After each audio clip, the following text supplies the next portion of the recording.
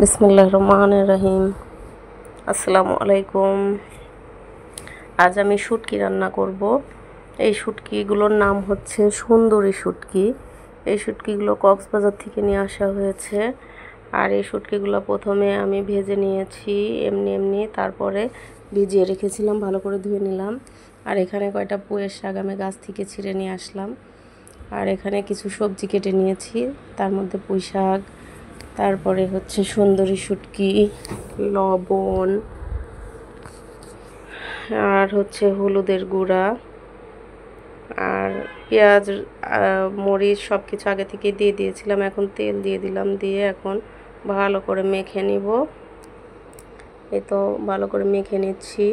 এর মধ্যে বেশ কিছু সবজি দিয়েছি, আলু, বেগুন, টমেটো, একটু পাতাকপি আর পুঁইয়ের শাক দিলাম। এখন সব কিছু মিলায়ে সুন্দর করে মেখে নিয়ে এখন চুলায় দিয়ে দিব। চুলায় দিয়ে ঢাকনা দিয়ে জাল করব বেশ কিছুক্ষণ।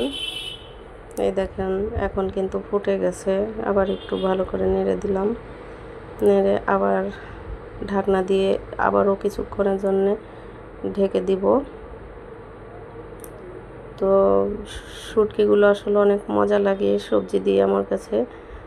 তো আপনাদের কার কেমন লাগে আমি জানি না, তবে আমার কাছে এভাবে চচ্চড়ি করলে অনেক মজা লাগে, তাই এভাবে চচ্চড়ি করছি। আবার একটু ভালো করে নেড়ে দিয়ে দিলাম ঢাকনা। তো সবাই এভাবে করে খেয়ে দেখেন, অনেক মজা লাগে। তো আমি আবারও ভালো করে একটু নেড়ে নিব। পানি প্রায় শুকিয়েই গেছে, এখন হালকা হালকা তেল বেরোচ্ছে ওর মধ্যে থেকে। তো আর একটু জাল করে নিয়ে পানিটা ভালো করে শুকিয়ে নিব।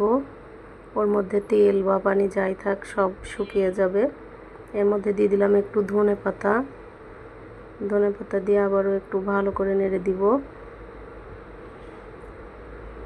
তারপর এটা দেখেন পানি কিন্তু আর নাই, তো তারপর আরও একটু ঢাকনা দিয়ে ঢেকে দিলে ভালো হবে।